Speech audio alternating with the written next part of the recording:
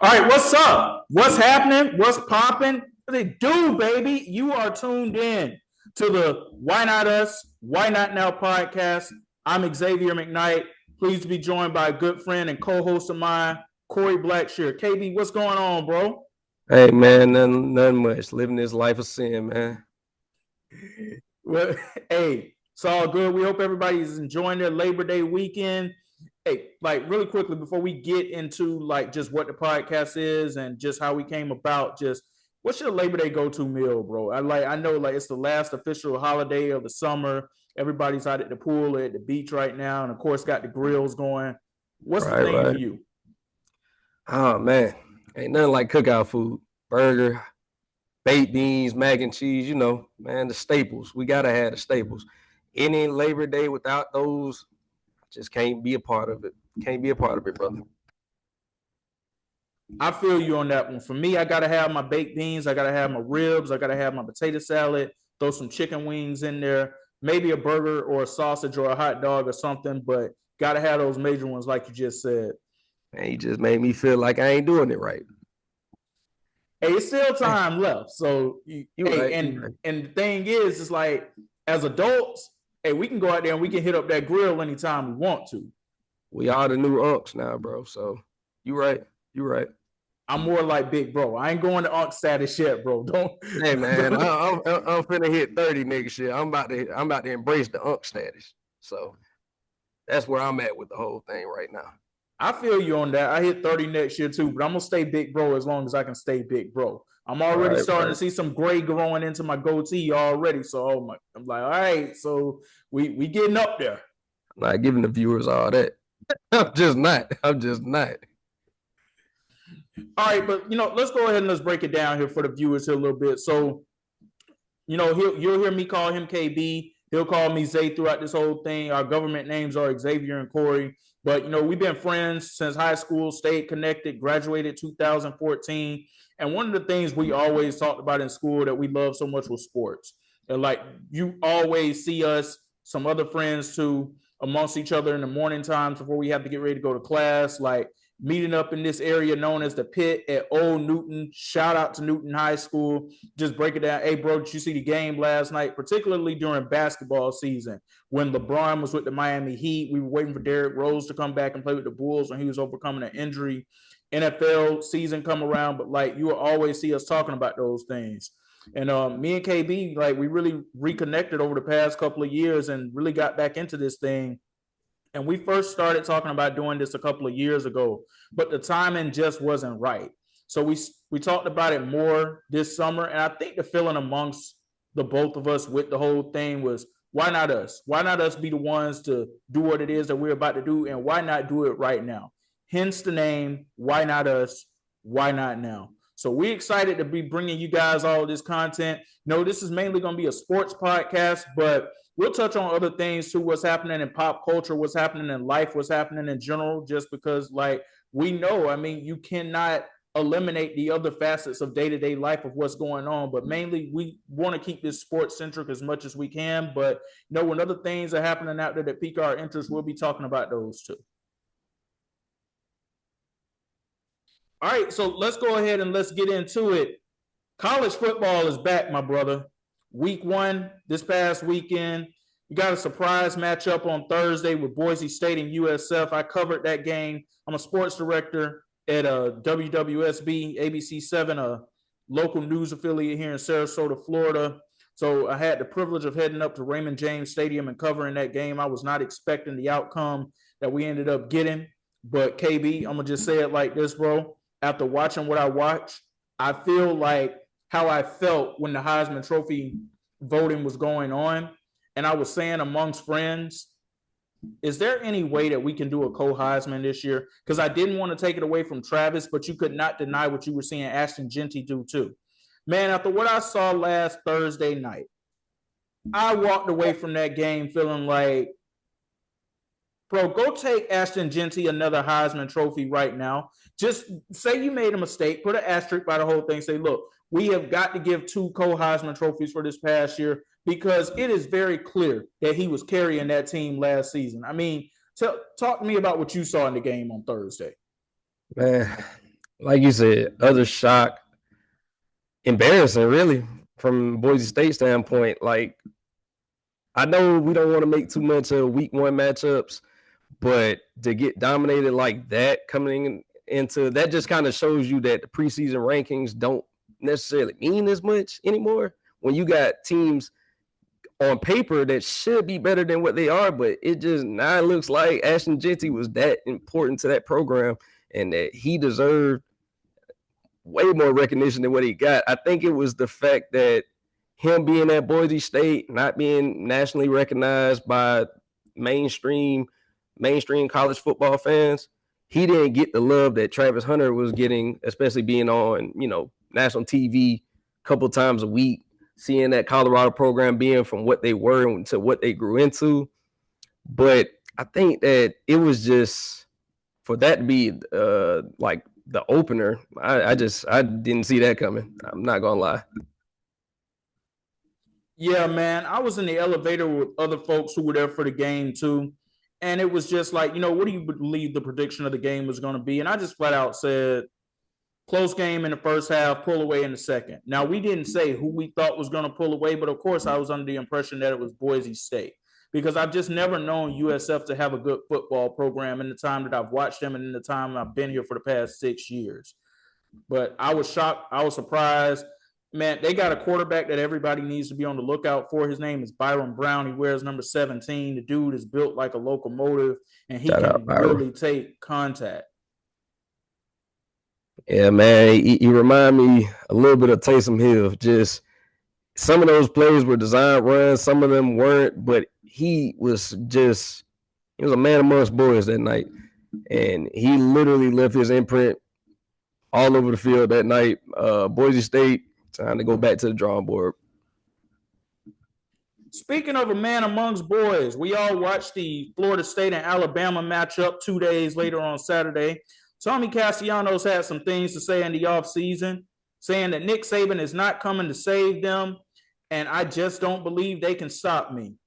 And a lot of us were like, okay, all right, young fella, you have to go out there and back that up. And like we thought, like, honestly, how dare you coming from a Florida State program that really underachieved last year? Well, here's what we learned on Saturday. Florida State is not the Florida State that they were a year ago, and Bama is not the Bama that they were under Nick Saban. Bro, I'm going to let you go ahead and give your piece on this because I got a lot to say.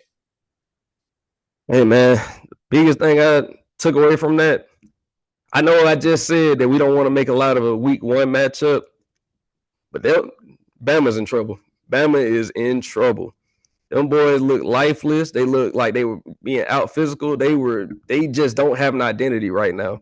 Right now, under this new regime, it's not looking too good, man. I mean, Nick Saban, you always knew the mystique of Nick Saban was going to have them boys prepared week in, week out. They were going to come with a level of physicality. Even without some of his best teams, he was still a major player, made Alabama a major player in the college football landscape. Without him, now it's looking more so like they're just out there. They have no identity. They don't know if they're going to be a heavy run team. They just don't have an identity. But more so than anything, what stuck out for me was Florida State. I don't want to just give all the credit to Bama just saying that they aren't the same team. Florida State came with a whole new mindset. If you look at last year, not just how they finished out, but the entire year, they were lifeless. Shout out to DJ, man. I wish you well in the NFL, brother, but yeah, you kind of made it hard to watch them games last year. I had people coming up to me saying it was embarrassing to be a Florida State fan. Now we have something to actually look forward to every year with Florida State, because I'm not going to lie, I didn't see this coming. I saw a potentially competitive game, like you said, in the first half, but I felt like Bama was going to be too much and pull away in the second half. But from the kickoff, I mean, you saw a different team. You saw a different mindset. You saw that they were embracing what this program has been for the better half of my life and your life, pretty much our parents' life. It brought back, when I heard that stadium rocking, I knew this was going to be a different year. So as much as I don't want to take away too much from week one. I gotta take my hat off to him, man. Like, it was utter domination. Score says differently, but that was utter domination. I'm gonna go ahead and give Florida State their flowers first before I get into Bama, because that's where the crux of my whole thing is with this. I didn't know that Florida State was going to look like that, but I did know that they were going to be improved because they cleaned out their entire offensive coordinator and defensive coordinator staff from a year ago. And in particular on offense, they brought in Gus Malzahn, the former head coach at the University of Central Florida, but most notably, the offensive coordinator at the University of Auburn when Cam Newton won the Heisman Trophy and they went on to win the national championship. That was the last time that Gus Malzahn was an offensive coordinator in college football. So the last time he was an offensive coordinator prior to this stop in Tallahassee, he won a national championship. So I knew that they were going to be improved that way. Tommy Castellanos looked really good out there. The running game looked really good out there. The identity of Florida State, from what it looks like offensively this year, what they're going to be is a power run football team. And that's part of what we've known Florida State to be for most of our lifetime anyway, even going back to the years with Jameis Winston. Remember, they had Dalvin Cook back there toting the rock. So they've always had that ability to be a power run football team when they're usually at their best as a program. And I've been told, I haven't had the opportunity to attend a game at Doak Campbell Stadium yet, but I've been told that there's no place like the Doak in Tallahassee, especially when the team is doing what they're supposed to do. So shout out to Florida State getting the job done on Saturday. But I got to turn my attention now to the University of Alabama. And KB, when Kalen DeBoer was first hired, I thought, okay, that was a fantastic hire. And I was basing that off of what he had just done at the University of Washington. Remember, they went to the national championship that year. Michael Penix was the quarterback. They had a loaded group at wide receiver, Jalen McMillan, Roma Dunze. There's somebody else who's not off the tip of my tongue right now. I apologize. I can't remember all of those. But they had a loaded offense and a loaded team for that matter. And they went on to play in the national championship. And even though they didn't win, they still went on to play in the national championship. And Nick Saban had just retired. So you're bringing in the hottest coaching candidate who we honestly didn't even know was going to be available on the market. So I thought, okay, that's a fantastic hire. They played UGA last year, and they beat UGA. And I thought, okay, Alabama's going to be all right. I no longer feel that way now. And I no longer feel that way because go back to the second half of that game last season against UGA. And ever since that moment to where we are now, you have started to see the Bama team that you see right now. The culture has completely unraveled. It's not the fact that they lost to Florida State is what is really irritating a lot of people who really study and know this game and are students of the game. It's what we saw out there. Have you ever seen an Alabama team, or at least it's been a very long time since you've seen an Alabama team that looked undisciplined, uninspired? Like, you saw players out there who were jogging on defense as the game is actively going on. And I've heard it today. I heard it all throughout the weekend. I'm going to echo it myself. If Nick Saban was to watch that tape, some of those players would have their scholarships yanked from them today, and rightfully so. Absolutely. One thing about Alabama under Nick Saban is very similar to the Patriots under Bill Belichick. You knew that you were going to have a disciplined, button-up group. They weren't going to have too many pre-snap penalties. They weren't going to do things that beat themselves. And that's what I saw from Alabama on Saturday. They did a lot of things that caused them to beat themselves. It was still a 7-point game at one point in the fourth quarter. We thought, okay, maybe we've got a game. And they just could never get it together. Ty Simpson has to be better at quarterback too. It looks like he hasn't really improved from much of where he was 2 seasons ago, and that's a shame. But Kalen DeBoer, it's not even an X's and O's thing, man. It's the culture. Like, you can tell things are not the same there as they would have been under Nick Saban. You can tell things are looser. They just seem like they're not as tightened up as they should be. And that was just quite a sight to see. And that's why, I said amongst a group of friends on Saturday too, Kalen DeBoer might not be the man for this job. It has nothing to do with his football acumen. It has nothing to do with the X's and O's or his ability to coach during an actual game. But as far as being a leader of young men in that culture, look, I don't want to speculate because I'm not a beat reporter on the ground there in Tuscaloosa. I'm not around the locker room every day. But just based off of what we saw on Saturday, it would appear to me that he does not have the respect of those young men that he should have. I agree with that. I think what it is now is unless I see something completely different in them, like in the coming weeks, I look at every game outside of the inside of those Power Five matchups. I look at every game like it's going to be a dogfight because they have not found that identity yet. They don't know who they are. Ryan Williams, he had it rough. He had a rough game. I mean, a lot of those drops were uncharacteristic, but also just overall, like I have not seen a Nick Saban team ever that I can recall get out physical like that. I saw guys jogging. I seen guys get pancake blocked, and it was just no fight. It was like every drive, it felt like a struggle. It felt like that they had to scrap just to get the points that they did get. So you look at this team now, and it's just like, well, the road's only going to get worse. It's going to get worse before it gets better. And so now I'm thinking about it like he may not make it through the year. He may not make it through the year.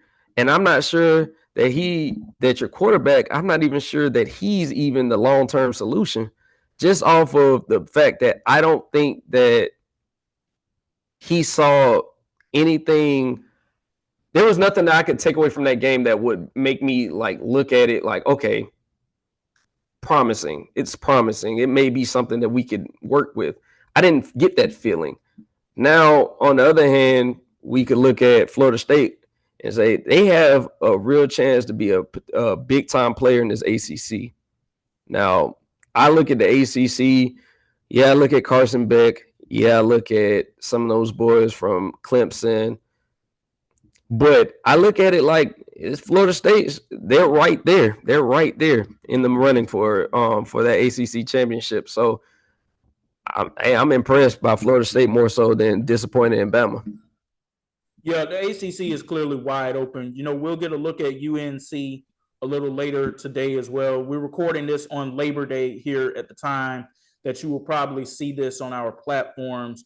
We'll touch on Carson Beck in Miami in just a second. I got to get back to the game that happened earlier in the day before Bama and FSU, the highly anticipated matchup of Texas and Ohio State, the official launch of Arch Manning as the starting quarterback full-time at the University of Texas. And KB, I was not impressed with what I saw at all. He looked inaccurate at times. He looked like he was overwhelmed. He looked like he was very bothered. The one thing I will say in his defense, I don't believe that there's another defense he's going to face all season that's going to be nearly as complicated as the one that he faced at Ohio State. Because Matt Patricia gets a lot of flack. And he should for what he did as a head coach in the NFL with the Detroit Lions. That was a putrid job. But don't take away what he knows as well. His football acumen, his football knowledge, the time he spent with the New England Patriots as an assistant and a defensive coordinator under Bill Belichick, and the Super Bowls that he's won. He's a 3-time Super Bowl champion. And one thing that we know is that when you come from that Belichickian system, you know how to just create matchups that end up just being nightmares for people, especially the first time that you see them. So we knew Ohio State coming into the game too. We knew they had one of the best defenses in the country. So that part of it doesn't surprise me, but just how inaccurate Arch looked at time. Now, I want to give him some flowers too, though, because he did have a couple of throws out there, especially in the fourth quarter, where it was like, okay, we can do something with that. Okay, that's the product of a guy who can be a future franchise quarterback in the NFL and could be a guy who's going to help lead Texas to a national championship. Because one thing people have to understand, this is a new era of college football with the college football playoff expanding to 12 teams. You can lose a game or even lose 2.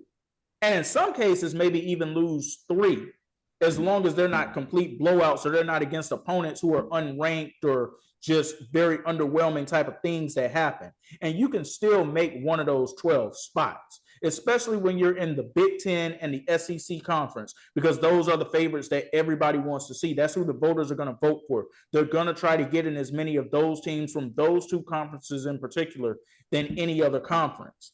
So I think Texas still has a shot to win a national championship. I still think Arch Manning has a chance to have a great season. I think he's going to learn from this, and I think he'll bounce back. But that performance that we saw on Saturday, that was underwhelming. Yeah, definitely was. At times he looked just flustered. He looked like he was confused by what the coverage is and the game speed. He looked like he was an inexperienced quarterback, which he is. That was his first real, that I can say, real competitions that he's faced in the few times that he's been put out there. But this just goes back to one of my points that I made before the season started. Slow the hype train down. Slow it down. He hasn't giving you that chance to show what he can do. But I will say this in his defense, that team that he faced, like you said, probably be the best defense he faces all year. That in Georgia, those are the two teams I say are the best teams that he will probably face in the regular season all year as far as team defenses. Teams that can swarm to the ball, teams that are well coached, disciplined. So there were a lot of good things that I liked about what he did, especially towards the end of the game. You know, he led a drive downfield. And I think that what he'll do is he'll only get better. He'll only get better. What gives me that optimism is more so the fact that he was doing it. And I'm going to just say this. He was doing this against a team that was led by someone who has been in the NFL. Matt Patricia, like you said, he's been scheming for NFL level quarterbacks. So now having to scheme for college quarterbacks is like he knows how to get guys flustered. He knows how to get guys out of their comfort zone, make them adjust to what he's doing, not the other way around. So if you can thrive going against a team that's built by someone who's seen every type of quarterback out there. He, in his years, he's seen the Peyton Mannings, the Eli Mannings. He's seen the Matt Ryans. He's seen guys that are Hall of Famers. So getting ready for a college level quarterback who hasn't seen really any game time or haven't seen any type of real competition outside of the few times that they've called his number in the regular season, it wasn't hard for him to scheme against. Now, what I did see from that game, Texas defense kept them in the game all game long. With them not really moving the ball on offense, they had to have some type of way to, calm the storm a little bit. Their defense and Ohio State's defense, that was a battle. So I'm going to give credit to both defenses just off the strength of that. There were two inexperienced quarterbacks going against each other. They made it hard for both. Now, you saw a couple of uncharacteristic things from like Jeremiah Smith dropping the ball a lot. So it was more so for me. I think that both teams are going to be fine. I wouldn't go too far to say Texas is in trouble because I feel like that they're going to only improve, go back and watch the film, see what they did wrong. Now, you see guys also say sometimes this is why they need a tune-up game. But if week one is one of your toughest matchups of the year, then you know that this is what I need to be. This is the level that I need to bring every week in and out. Because if this is the best, I know that, okay, I didn't play the best, but I can improve. And so Arch Manning, I think he'll be fine going forward. I wouldn't overreact to this at all. I think that Texas is going to be fine.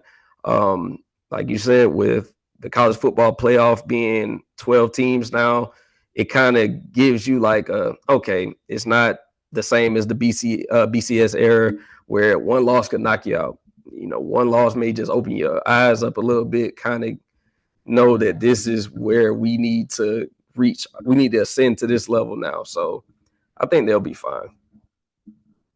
The last thing I'm going to say on this in particular is I want to give some love to Julian Sand, the Ohio State quarterback. We saw some good things from him too. The earliest he would be able to come out for the NFL draft would be 2027, and I think he's going to be ready.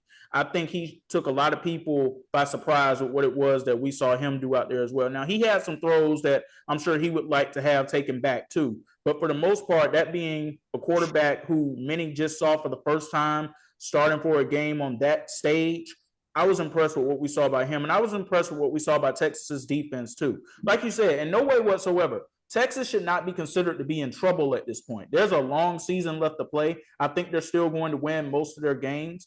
I just think that this was an eye-opening experience, especially for Arch Manning in his first official start as the guy at Texas. Yes, he had a couple of starts before last season, but we knew that Quinn Ewers was the guy and they were just waiting for him to come back from injury. I think it was an eye-opening experience, and I think he's going to learn from it. Speaking of eye-opening experiences, Miami and Notre Dame had what I believe may have been the game of the weekend so far. Man, I was happy for Carson Beck. I'm just going to be honest with you. I was really happy for him. We know that Carson is a tremendous talent at quarterback, and we knew that from his time at UGA. He didn't get what he needed last year at UGA. He didn't have the receivers he needed. We saw a lot of drop balls last year by multiple receivers at UGA, and I have never really liked Mike Bobo as the best offensive coordinator for UGA, even going back to his first time there. I was really happy for what Carson Beck was able to do last night. He showed everybody what we expected to see from him at UGA last season. And I don't want to go too far saying this. I don't want to look too far ahead.